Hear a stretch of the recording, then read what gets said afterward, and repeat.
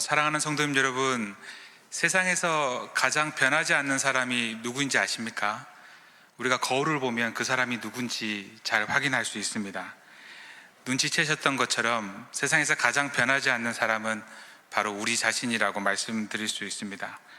하나님의 은혜가 임하면 다 변한다고 하는데, 내가 아직 하나님의 은혜를 맛보지 못했기 때문에 아직 변하지 않았다라는 생각을 합니다. 그래서 더 열심히 해서 하나님의 은혜를 입고 내가 변해야겠다라고 생각을 하죠. 다들 예수를 믿고 예수를 따른다고 하는데, 근데 또 잘 변화가 되지는 않는 것을 주변에서도 많이 찾아볼 수 있습니다. 그런 사람들의 특징을 곰곰이 묵상해 보면 강한 사람이라는 것을 알 수 있습니다. 고난이 오면 사람들이 깨어지기 때문에 아마도 주님께 더욱더 영광 돌릴 수 있고 주님을 더욱더 따라갈 수 있다라고 생각을 하지만 꼭 그런 것만은 아닌 것 같습니다. 이 자리에 계신 많은 분들이 아마도 고난이라는 것을 다 경험해 보셨을 것입니다.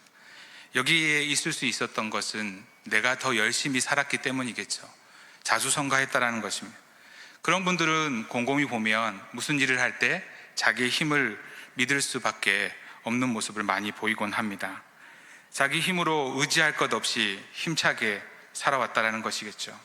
많은 고난을 이겨내는 가운데 의지할 수 있는 것이 바로 자기 자신밖에 없다라고 생각을 합니다. 그러는 과정 속에서 그 사람들은 점점 자기 중심적인 사람이 되어버리죠. 그래서 더 고집이 강해지고 자신에 대한 확신이 강하게 됩니다. 그래서 잘 변화가 되지 않습니다. 자신을 가장 잘 알고 있다고는 하지만 자기 자신에 대한 한계조차도 모르고 그냥 무한정으로 질주를 하곤 합니다. 방향을 잡지 못하는 그 차 안에서 무작정 엑셀레이터를 밟는 그러한 모습을 보이곤 합니다. 그 엑셀레이터에서 발을 떼야 되는데 뗄 줄을 모르죠. 어느 방향으로 갈 줄도 모르고 열심히 삶을 살아가면 된다라고만 사람들은 생각을 합니다. 그런데 주변에서 더 문제는 그렇게 열심히 삶을 살아가는 사람들에게 많은 사람들이 찬사를 보낸다는 것이죠. 부러워한다는 것입니다. 잘한다라고 오히려 더 응원의 메시지를 보낸다는 것입니다. 정작 그 끝은 낭떠러지를 향하여 달려가고 있는데, 막다른 절벽을 향하여 달려가고 있는데 무한질주를 하고 있는 그를 향해 사람들은 그렇게 말을 합니다. 그러한 사람들의 환호에 취하여 그 사람은 멈출 줄 모르는 인생을 살아가곤 합니다. 오늘 본문을 살펴보면 그러한 사람이 등장을 하는 것을 우리는 볼 수 있습니다. 스데반의 순교에서 시작된 하나님의 역사는요, 그것이 끝이 아니라 또 다른 하나님의 역사의 시작이었습니다. 하나님은 자신을 향하여 돌을 던지는 그러한 자들을 향해 이 죄를 저들에게 돌리지 마옵소서라고 용서를 구하였던 사도행전 7장에서 나오는 스데반의 기도를 이렇게 응답하시기로 작정하십니다. 스데반이 순교하는 바로 그 자리에 있었던, 그가 죽임 당함을 마땅히 여겼던 한 사람이 있었습니다. 그 사람은 바로 스데반과 같이 디아스포라 출신 유대인이었고, 그리고 그를 재판한 사내들인 공회원 중에 하나였습니다. 스데반을 죽이는 것도 모자라서 그 사람은 교회를 잔멸하려고 각 집에 들어가서 남녀를 끌어다가 옥에 가두고, 그리고 이렇게 가두었던 유대교의 선두주자였습니다. 그 청년의 고속 질주를 막을 사람은 아무도 없었습니다. 자기 확신에 찬 사람, 그 욕망의 전차를 멈출 수 있는 사람이 그 주변에는 아무도 없었습니다.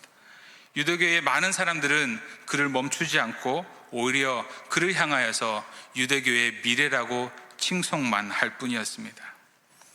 그 사람은 예루살렘에서 유대인들 가운데 그리스도인들을 잡아들이는 것으로만 만족하지 않았습니다. 오히려 도처에 흩어진 그러한 예수쟁이들까지 색출하여서 제거해내지 않는다면 흩어져서 삶을 살아가는 우리 유대의 동포들에게 후환이 될 수 있다라고 판단을 합니다. 그는 바로 우리가 알고 있는 것처럼 사울입니다. 로마식 이름은 바울이죠. 스데반을 죽이고 예루살렘에 믿는 자들을 박해하고서도 여전히 그는 종교적인 욕망에 사로잡혀 있습니다. 그 욕망이 채워지지 않습니다. 그래서 그는 또 다른 계획을 세우죠. 1절에 사울이 주의 제자들에 대하여 여전히 위협과 살기가 등등하여 대제사장에게 가서 다메섹 여러 회당에 가져갈 공문을 청하니 이는 만일 그 도를 따르는 사람을 만나면 남녀를 막론하고 결박하여 예루살렘으로 잡아오려 함이라. 여기서 사울을 묘사하는 것을 보면 아주 사납고 잔인한 짐승으로 묘사를 하고 있습니다. 예수 믿는 사람들을 잡아들이기 위하여 여전히 위협과 살기가 등등하다라고 이렇게 말하고 있습니다. 그에게 예수는요, 누구였겠습니까? 사악한 무리의 괴수였습니다. 그를 따르는 자들 또한 역시 척결의 대상이었습니다. 제거의 대상이었습니다. 사울의 눈에 그들은 하나님 외에 예수라는 또 다른 신을 주장하는 이단으로 보일 뿐이었습니다. 그래서 스데반을 돌로 쳐 죽이면서도 그 일이 정당하다고 말하였습니다. 심지어 그 일이 하나님을 섬기는 일이라고 그들은 생각하였습니다. 구약에서 나오는 그 비느하스의 열심을 가지고 이 일을 한다라고 말을 하였습니다. 살기가 등등하다라는 이 말은요, 숨을 쉬다라는 그러한 것을 말합니다. 위협과 살기에 차서 숨을 거칠게 들숨과 날숨을 내어 버리는 것이죠. 그의 숨결 속에서는 예수쟁이들에 대한 이렇게 예수쟁이들을 퇴치하는 일에만 가득 차 있다. 그 일만 생각한다라는 그러한 말입니다. 사도행전 26장을 보게 되면 아그리빠 앞에서 그는 자기 입으로 그때 자신의 모습을 묘사를 하는데, 이렇게 표현을 하는데 극도로 분노하였다라고 회상을 하곤 합니다. 괴악한 영적 질병으로부터 유대교의 순전함을 지켜내기 위하여서 사울은 특별히 유대인이 수만 명이나 모여 살고 있는 다메섹까지 가서 예수쟁이들을 체포하여 돌아올 계획을 세웁니다. 그리스도인들은 박해를 만나자 단지 목숨만을 건져내기 위하여서 도망을 치는 자들이 아니었습니다. 그들은 동족 유대인들이 살고 있는 곳으로 갔고 거기서도 회당을 찾아가서 복음을 전하는 자들이었기 때문입니다. 당시에 대제사장에게는 유대인들을 잡아들일 권한이 있었습니다. 외국으로 도피한 유대인들을 본국으로 강제 소환할 수 있는 그러한 권한이 있었죠. 그래서 대제사장에게 사울은 회당으로 갖고 갈 공문을 받아서 다메섹으로 향합니다. 이 열정이 가득한 바리새인 청년의 그 거침없는 질주를 누가 막을 수 있겠습니까? 앞서 말씀드렸던 것처럼 격렬한 환호와 격려, 그리고 많은 유대인들의 무한의 기대를 받으면서 사울은 다메섹으로 떠나갑니다. 사울에게 예수는 그냥 십자가에 달려 죽은 한 사람일 뿐, 그의 인생에 있어서 메시아 노름을 하다가 신성 모독죄로 죽은, 그리고 저주받아 죽은, 그리고 지금도 무덤 안에 있는 자일 뿐이었습니다. 예루살렘에서 다메섹까지의 거리는 무려 216km나 됩니다. 걸어서 한 6일 정도 걸리는 거리죠. 이곳은 애국과 유대를 오가는 길의 상업의 중심지였고 유대의 인구가 꽤 많았습니다. 한참을 걸어서 이제 다메섹이 그리 멀지 않은 곳까지 이르렀는데, 그때에 해가 중천에 떠문 이렇게 떠있는 정오가 되었습니다. 3절에 사울이 길을 가다가 다메섹에 가까이 이르더니 호련히 하늘로부터 빛이 그를 둘러 비추는지라. 그때에 아무도 예상하지 못했던 일이 벌어졌습니다. 아무도 예상하지 못했고 예고도 없이 느닷없이 호련히 그 일이 벌어졌습니다. 통제할 수도 없는 일, 대비할 수도 없는 일, 피할 수도 없는 마른 하늘의 날벼락과 같은 일이 그의 앞에 펼쳐졌습니다. 하나님의 절대 주권 아래서 벌어진, 하나님께서 친히 등장하시는, 하나님이 현현하시는 그러한 사건이었습니다. 부활하신 우리 주님은 해보다도 더 밝은 빛으로 지금 사울 앞에 나타나셨습니다. 3절에서는 눈으로 보이는 현현을, 그리고 4절과 7절에서는 귀로 듣는 그 주님의 현현을 우리는 살펴볼 수 있습니다. 그 강렬한 빛에 사울은 땅에 엎드러졌고 그 순간 그의 눈은 다 멀어버렸습니다. 함께하는 모든 사람들은 귀로만 들을 뿐이었죠. 아무것도 보지 못했다라고 말하고 있습니다. 오직 사울에게만 비치고 있는 그 빛, 그의 눈을 멀게 하는 빛이라는 것, 정말 신기한 빛인 것 같지 않습니까? 그는 이제 확실히 보았다라는 것입니다. 실제로 뚜렷한 대상을 보았다라는 것입니다.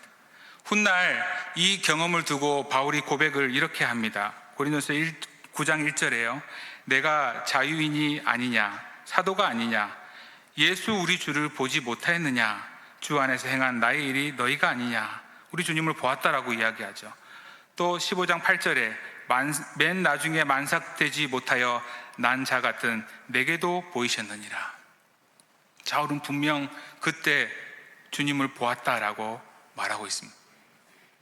그 주님을 본 그때의 하늘에서부터 소리가 들리는데 4절에 땅에 엎드러져 들음에 소리가 있어 이르되 사울아 사울아 내가 어찌하여 나를 박해하느냐 하시거늘. 빛을 본 그때 사울은 땅에 엎드러졌습니다. 하나님의 현현 앞에 많은 사람들은 우리가 성경을 보아서 아는 것처럼 다 엎드렸습니다. 얼마나 두려운 모습인 것입니까? 이사야가 하나님을 만났을 때 화로다 화로다 라고 고백하는 그 고백 속에서 얼마나 두려움이 느껴집니까? 사울도 역시 알았던 것이겠죠. 직감했던 겁니다. 이분이 하나님이라는 사실을. 주님은 사울의 이름을 2번이나 부릅니다. 성경을 보게 되면 꼭 이름을 2번 부르면 큰일이 벌어집니다. 혹시 기도하다가 자신의 이름이 2번 들리면 주님 앞에 순종하시기를 바라겠습니다. 사울아 사울아 이름을 2번이나 부르면 그만큼 절박하였고 긴박하였던 순간이라는 것입니다. 이 순간에 불순종은 감히 상상할 수도 없죠. 예수님은 자신을 사울이 박해하고 있는 자라고 묘사를 하고 있습니다. 이 박해하다라는 시제를 보면 현재의 시제를 사용하는 것으로 보아 사울이 지금까지 계속 예수님을 박해하고 있었다라는 것입니다. 그 말은 사울의 삶의 방향이 지금 어디로 향해 있는지를 보여주는 것이죠. 그의 삶의 방향이, 그의 삶의 걸음걸이가 어디로 향해 있는지를, 그리고 우리 주님께서 사울의 어떤 모습을 보았는지에 대해서 말해주고 있습니다. 이 빛과 음성이 사울의 박해하는 그 질주를 멈춰 세웠고 그로 하여금 땅에 엎드리게 하였습니다. 눈을 멀게 할 만큼 찬란한 영광, 그리고 동시에 극심한 고난을 몸에 갖고 계신 분이 바로 사울이 만나는 우리 주님 아니겠습니까? 영광과 그 고난의 모습을 그대로 예수님은 사울의 첫 번째 만남 속에서 다 드러내었던 것입니다. 사울이 한 번도 생각해 본 적이 없었던 상황입니다. 배워본 적도 없었던 뭔가 좀 낯선 그런 하나님의 음성과 모습이었던 것이죠. 유대인에게는 하나님이 외에 다른 하나님이 계시다라는 것은 아마 상상할 수 없는 일입니다. 그의 영적 무지와 한계와 오만, 그 모든 것들이 격추되는 하나님의 신성한 요격이었습니다. 여호수아가 여리고의 난공불락성을 무너뜨렸듯이, 빌립을 통하여서 사마리아 성읍이 무너졌듯이, 에디오피아 내시를 격추하셨듯이 요격의 대상을 끝까지 격추하는 하나님의 고성능 스커드 미사일, 그 미사일이 바로 사울에게 명중되는 순간입니다. 사울은 빌립보서에서 이 사건을 염두에 두면서 자신이 예수님께 붙잡혔다라고 고백을 합니다. 3장 12절에요. 내가 이미 얻었다 함도 아니요 온전히 이루었다 함도 아니라 오직 내가 그리스도께 잡힌 바 된 그것을 잡으려고 달려가노라.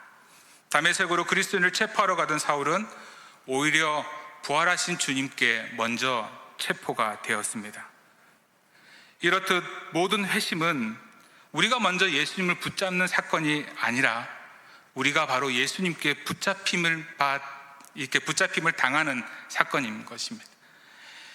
하나님의 이러한 열심을 시편 기자도 이렇게 표현하는데요. 이렇습니다. 내 평생의 선하심과 인자하심이 반드시 나를 따르리니 내가 여호와의 집에 영원히 살리로다. 우리가 잘 알고 있는 말씀이죠. 여기서 따르다라는 것은요, 사냥개가 먹잇감을 절대 놓치지 않고 추격하는 그러한 표현인 것입니다. 그러니까 하나님의 선하심과 인자하심이 나를 끊임없이 추격해 온다라는 것이죠. 내가 아무리 사망의 음침한 골짜기로 다닌다 할지라도 하나님의 선하심과 인자하심이 나를 포기하지 않는다는 것입니다. 나를 끝까지 쫓아온다는 것입니다. 원수들에게 우겨싸움을 당한다 할지라도 결국에는 우리는 여호와의 집 안에, 여호와의 임재 아래 영원히 살게 될 것이다 라는 그것을 고백하고 있습니다. 그런데 이러한 하나님의 공격은 하나님만의 일방적인 공격은 아닙니다. 벼락 같은 은혜이지만 그렇다고 해서 그것이 강제적인 은혜는 아니다라는 것입니다. 제가 경험한 하나님은 결코 무례한 하나님이 아니셨습니다. 억지로 밀어붙이거나 무방비 상태나 체면에 걸어서 강제적으로 회개와 고백을 받아내는 그러한 하나님이 아니라는 말입니다. 그보다도 사울이 지금 어떤 방향으로 질주를 하고 있는지, 그리고 스데반의 주장을 거부하고 죽이는데 찬성한 것이 옳은 것인지 스스로 그 모든 것들을 생각할 수 있도록 우리 주님은 질문하십니다. 네가 어찌하여 나를 박해하느냐? 주님은 사울을 처음 만났을 때에 자신이 누구임을 먼저 드러내시지 않으셨습니다. 사울의 열정 때문에 주님은 영광을 받고 계셨던 것이 아니라 오히려 박해를 받고 계셨습니다. 십자가의 길을 만류하는 베드로를 향하여서 주님은 사단아 내 뒤로 물러가라, 너는 나를 넘어지게 하는 자로다 하고 말씀하셨던 것 같이 베드로가 우리 주님을 넘어지게 하는 자로서의, 아니 사울이 그러한 삶을 살아갔다라는 말입니다. 이 질문으로 사울은 충성된 종이 아님이 드러났습니다. 오히려 사울은 용서받지 못할 죄인으로 우리 주님으로부터 고발을 당하고 있습니다. 사울은 갑작스럽게 찾아온 이 압도할 만한 경험이 하나님의 개입이 아니면 도저히 일어날 수 없는 사건임을 마음속 깊이 느꼈습니다. 이것이 나는 확신할 수 없으나 하나님께서 하시는 일이라는 것을 그때 알았다라는 것입니다. 이 빛과 음성이 하나님의 현현임을 그는 직감했습니다. 그래서 그는 이렇게 말을 하죠. 대답하되 주여 누구시니까? 여기서 이 주님은요, 여기서 주여라고 부르는 것을 보면 이 존재를 부활하신 주님이라고 생각한 것은 아닙니다. 그냥 그가 믿는 하나님인, 그가 믿는 신적 어떤 존재다라는 것입니다. 그때 우리 주님 바로 이어서 이렇게 대답을 하시죠. 나는 내가 박해하는 예수라. 에고, 나는. 그러면서 예수님이심을 강조하고 내가 라고 표현하면서 네가 지금 무엇을 하고 있는지 아느냐? 박해하고 있다라고 사울에게 강조하여 말하고 있습니다. 그래서 결국 직역을 하면 다름 아닌 나는 바로 네가 박해하고 있는 예수다라는 것이죠. 뭔가 확신할 수는 없지만 분명히 하나님이신데 그 하나님이 누굴까?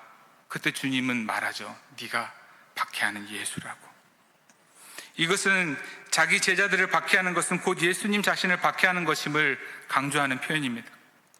하나님의 아들 예수를 박해하는 자가 다름 아닌 사울 너라고 지금 강조를 하고 있습니다. 예수님을 향한 박해는 곧 하나님을 향하는 것이기에 사울은 그가 믿고 있는 하나님에게 용서받지 못할 중죄인으로 지금 판결받고 있습니다.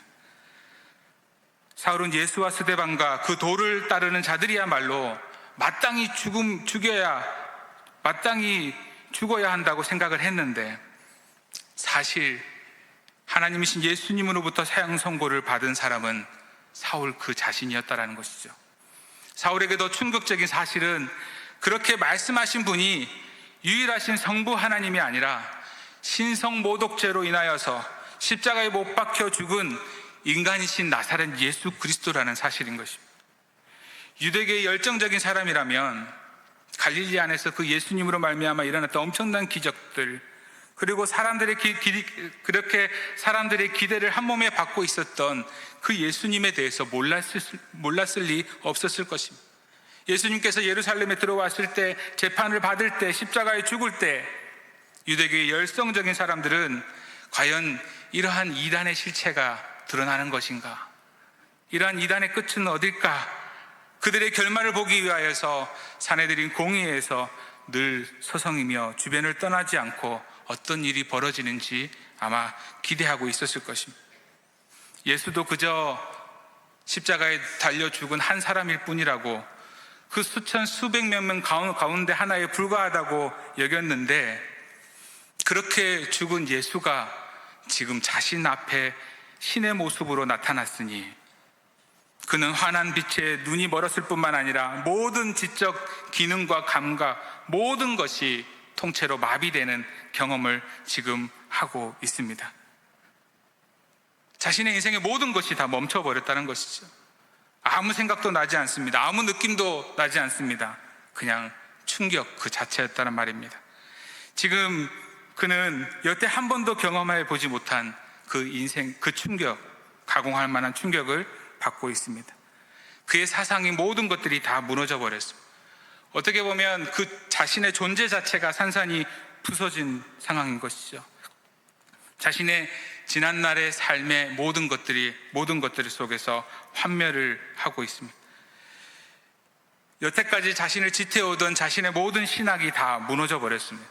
창세기 1장 2절의 말씀처럼 모든 것들이 혼돈하고 공허한 상태, 그 인생의 상태로 지금 맞이하게 된 것입니다. 그런데 이것은 참된 신학이 창조되는 재창조의 역사인 것이죠. 지금까지 자신을 향했던 그 열정이 다 꺼져버렸습니다. 자신의 얼굴이 아마 화끈거렸겠죠. 그간 자신이 해왔던, 그리고 살아왔던 생애에 대해서 감당할 수 없을 만큼 너무나 부끄럽지 않았겠습니까? 그리고 자신의 모든 꿈들이 다 무너져 버렸습니다. 아니, 사실은 이 꿈들이 헛된 꿈이었다는 사실, 그리고 그 헛된 꿈은 이제는 깨어지고 진짜 꿈이 그의 인생 가운데 꿈틀거리고 있다는 것입니다. 어떻게 보면 진정한 그가 가져야 될 진정한 열정이 예열이 되고 있다는 것입니다. 사울은 진짜 주님을 만났습니다. 그간도 그 주님의 뜻대로 주를 위해 살아왔다고 그는 자부하였는데, 하물며 그렇게 자부하였는데 도리어 주인을 욕보고 있다는 것을 그는 이제는 알았습니다. 그렇게 신적 존재와 정면으로 충돌하고 자신의 삶의 모든 것들이 그냥 다 부정되어 버렸습니다. 하나님의 아들 메시아와 대면했는데 내가 지금까지 살아있다는 사실, 자신이 말씀을 보았을 때는 하나님을 만난 자는 다 죽었다고 했는데 내가 지금 이렇게 살아있다는 사실 믿겨지지 않습니다. 그 순간 예수님의 현현과 자신을 향한 그 질문, 나의 모든 것을 멈추게 하는 그 질문이 얼마나 큰 은혜인지를 그는 깨달았습니다. 하나님의 아들을 박해하는 자에게 굳이 그 이유를 묻는 하나님은 사울은 한 번도 생각해 본 적이 없었습니다. 선지자를 제외하고는 하나님을 만난 자들은 다 죽었는데 자신은 더 이상 살아날 수 없다라고 생각하였는데, 비록 육신의 눈은 멀었지만 사울은 분명 이것이 죽음을 위한 대면이 아니라 자신을 살리기 위한 대면이라는 것을 뭔가 육감적으로 직감했다라는 것이죠. 그래서 사울은 이렇게 묻습니다. 주님, 무엇을 하리까? 마치 오순절 회심의 역사가 일어났을 때 수많은 회심자들이 우리가 어찌할꼬 이렇게 사도들에게 물었던 것과 같습니다. 회심을 한다라는 것은 무엇입니까? 주인이 바뀐다는 것이죠. 내 욕망의 소리에 따라 움직였던 모든 걸음들이 이제는 멈추고 주인의 소리에 귀를 기울이는 것, 그분의 명령에 순종하는 그 일 말입니다. 그곳이 어디든 어떤 수고와 대가를 요구한다 해도 주인의 말씀에 순종한다는 것, 그것이 회심 아니겠습니까? 부활하신 주님이 사울에게 명령합니다. 너는 일어나 시내로 들어가라. 내가 내게 행할 것을 내게 이를 자가 있느니라. 대제사장에게 편지를 받아 가졌던 박해자 사울은 이제 예수님에게 위임을 받은 증인 사울이 됩니다. 전도자 사울이 됩니다. 직접 나타나신 예수님이 곧장 사울에게 궁극적인 사명인 이방인의 사도로서의 사명을 말씀해 주실 수 있지 않습니까? 그래서 한시라도 빨리 유능한 일꾼으로, 복음의 도구로 하나님께서 쓰실 수 있습니다. 그런데 그렇게 하시지 않으셨어요. 예수님께서 승천하신 이후에 제자들에게 오순절 성령 강림 때까지 기다리라 하신 것처럼, 엠마오로 가는 제자들에게 자신을 나타내기 전 말씀을 풀어 가르쳐 주셨던 것처럼, 빌립을 보내어 에디오피아 내시에게 그 성경의 말씀을 설명하고 풀어 주셨던 것처럼 사울에게도 동일하게 시내로 들어가서 기다리게 하십니다. 그리고 우리 주님은 나중에 빌립을 보내셨듯이 아나니아를 보내어 그를 통하여 사울을 향한 하나님의 그 사명을 듣게 하십니다. 이제 그는 인생의 핸들을 그가 잡지 않습니다. 8절에 사울이 땅에서 일어나 눈을 떴으나 아무것도 보지 못하고 사람의 손에 이끌려 다메섹으로 들어가서 사흘 동안 보지 못하고 먹지도 마시지도 아니하니라. 자기가 하고 싶은 대로 하면서 삶을 살아왔던 자, 자기가 가고 싶은 대로 가면서 삶을 살아왔던 자가 지금 예수님이 말씀하시는 삶의 방향으로 향해 가고 있습니다. 자신은 아무것도 할 수 없었던 것이죠. 앞을 볼 수 없기 때문에. 오히려 주님이 붙여주신 사람을 통하여서 사람의 손에 이끌려서 다메섹 시내로 들어가고 있습니다. 그렇게 사흘 동안 보지도 못하고 먹지도 못한 채 모든 계획이 다 틀어져 버렸습니다. 하나님을 뵙지 못하고 죽지 않은 것이 참 다행이다 생각하지만 그것은 바로 이제는 세상에 대해서 죽은 사울 아니겠습니까? 사울에게 사흘이라는 시간은 과연 어떤 시간이었을까요? 그의 모든 세계가 다 무너져 버리고 이제는 다시 세워지는 시간, 그 순간 아니겠습니까? 가치관이 변하고 신학이 변하는 시간, 옛 관점이 죽고 새로운 관점이 생기는 순간, 옛 사람이 죽고 새 사람으로 태어나는 순간, 엄청난 자책이 있지만 회한의 시간이고 혼돈과 공허의 시간, 그 모든 것들이 새롭게 창조되는 순간입니다. 목숨처럼 여겼던 유대교와 결별하는 순간이었고 원수처럼 생각하였던 예수님에게 귀속되는 그러한 순간 아니겠습니까? 그간 집요하게 참 복음을 깨닫도록 주님께서 자신을 위해 어떻게 애를 썼는지 지나간 삶의 흔적 속에서 하나님의, 우리 주님의 모습을 발견할 수 있는 그러한 시간 아니었을까요? 그 시간 동안 예수님이 죽음이 생각났을 것입니다. 무엇보다도 스데반의 최후의 변론이 생각나지 않았을까요? 스데반을 향하여 돌로 치는 그들을 향하여서 이 죄를 그들에게 돌리지 마옵소서라고 용서를 빌던 그 스데반의 기도가 바로 자신을 향한 기도였음을 그는 확실히 알게 되었을 것입니다. 그래서 스데반이 돌에 맞으면서 보였던 하늘 보좌 우편에 서 계셨던 그 예수님이 나를 만나주셨구나. 따라서 이 사건은 그가 보지도 못하고 먹지도 못한 순간이면서 오히려 새로운 것을 보는 시간이었고 새로운 양식을 먹는 시간 아니었겠습니까? 그가 죽는 순간이었지만 동시에 새로운 사람으로 태어나는 순간이었다라는 것입니다. 하나님은 사울의 인생에 있어서 새로운 사람을 준비하십니다. 어쩌면 사울 동안 사울이 하였던 간절한 그 기도의 응답인 줄 모르겠습니다. 사울은 이제 유대교로 돌아갈 수가 없습니다. 그렇다고 하여서 내가 예수님 만났다고 바로 예수의 공동체 안에도 속할 수 없는 그러한 미생이었습니다. 아직 살아있지 못한 돌이었다는 것이죠. 모든 것을 깨우쳤다고 하지만 그의 회심이 완전히 완성된 것은 아닙니다. 회심이란 것은 결국 그리스도의 몸과 연합함으로 완성이 되는데 그리스도의 몸인 교회에 속한 것으로 완성이 된다는 것이죠. 왜냐하면 죄는 기본적으로 자기 자신 중심의 세계관을 가지고 있습니다. 하지만 회심이라는 것은 하나님 중심의 세계관인 것입니다. 이타적인 세계관이기 때문인 것이죠. 나만 사랑하던 그러한 사람이요, 하나님을 사랑하고 이웃을 사랑하는 삶의 방향으로 전환이 이루어지는 것이 회심이기 때문인 것이죠. 그래서 하나님의 나라를 이룬다는 것은 혼자서 하는 것이 아니라 하나님의 공동체 안에 들어가서 이루어져야 되기 때문인 것입니다. 그래서 사울을 공동체로 데려올 수 있도록 하나님은 아나니아라는 사람을 사울의 안내자로 세우십니다. 그에게 하나님은 사울을 통해 이루어질 하나님 나라에 대해서 말씀을 하죠. 그런데 아나니아는 도무지 그 일들을 믿을 수가 없었습니다. 하지만 아나니아를 통해 사울에게 그 말씀을 하라라고 하죠. 그래서 아나니아는 순종하여 그 일을 합니다. 그래서 17절에 보게 되면 아나니아는 형제 사울아라고 이렇게 부르죠. 예수의 피로 하나가 될 수 없었던 그 둘이 하나가 되었다라는 것입니다. 부활하신 주님이 용서와 화합의 하나됨의 역사를 지금 이렇게 이루셨습니다.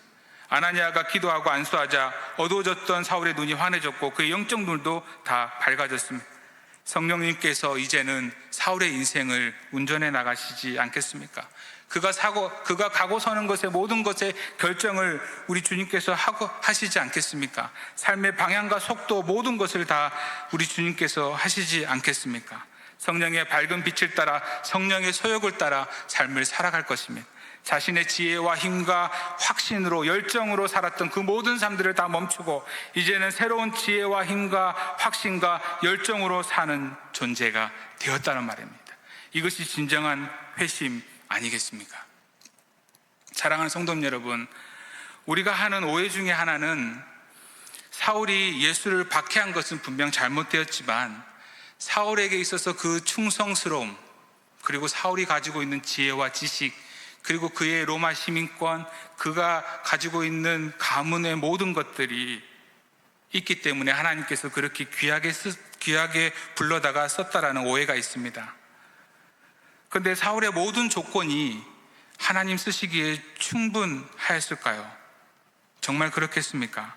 바울은 자신이 쓴 서신서에서 자신의 모든 조건은 하나님이 쓰시기에 충분하지 않았다라고 분명하게 말합니다. 디모데전서 1장 12절 15절에 보게 되면 그는 자신이 비방자였고 무지했고 죄인 중에 괴수였다라고 말합니다. 근데 다만 그리스도께서 세상을 구원하시려고 이 땅에 오셔서 자신에게 넘치도록 풍성한 은혜와 사랑을 부어주셨기 때문에 내가 이 사명을 감당했다라고 고백을 합니다. 우리가 알고 있는 것처럼 바울은 자신의 삶의 모든 것들, 지혜와 지식, 세상의 모든 것들은 다 배설물로 여겼다는 것을 우리는 잘 알고 있지 않습니까? 그리고 지금까지 살펴봤던 것처럼 그가 가지고 있었던 모든 지혜와 지식들은, 그 조건들은, 소위 말한 세상의 그러한 조건들은 우리 주님 말씀하셨던 것처럼 예수를 박해하는 일에만 쓰임 받았을 뿐입니다. 그의 열심은 자신을 향해 있었죠. 하나님의 일이라고 하지만 자신과 자신의 민족을 지키기 위한 행위였다는 것입니다. 그 모든 것을 주님은 박해하는 것이었다라고 예수님은 분명하게 말씀하셨지 않습니까? 그런데 어찌하여 네가 나를 박해하느냐? 나는 이 질문 속에서 앞뒤 보지 않고 달려가는 그 사울의 인생이 멈춰서게 된다라는 사실인 것이죠. 어찌하여 네가 나를 박해하느냐? 라는 이 질문 속에 우리의 삶도 멈춰서야 하지 않겠습니까? 사울이 원해서 과연 다메섹으로 향하여 갔을까요? 저는 그렇게 생각하지 않습니다. 그의 삶의 방향을 바꿔내기 위한 하나님의 열심이 그로 하여금 다메섹으로 가게 하였습니다. 그리고 그의 삶을 멈추게 하고 말씀하십니다. 내 이름을 이방인과 임금들과 이스라엘 자손들에게 전하기 위한 너는 나의 택한 그릇이야. 주님의 이 부르심에 그의 삶의 방향의 모든 것들이 바뀌었죠. 그래서 그가 참수형을 당하는 그때까지 주님을 쫓는 삶을 포기하지 않습니다. 사랑하는 성도 여러분, 어찌하여 나를 박해하느냐? 이 질문 가운데 욕망 가득한 우리의 삶을 멈추시기를 바랍니다. 번지수 없는 열정으로 신앙생활이 아니라 종교생활에만 몰두하는 우리의 눈을 열어주는 그 거룩한 충돌이 우리 가운데 있어야 한다는 것입니다. 우리가 가고 싶은 대로 가는 것이 아니라 예수님이 말씀하시는 그 삶의 방향으로 우리는 나아가야 한다는 것이죠.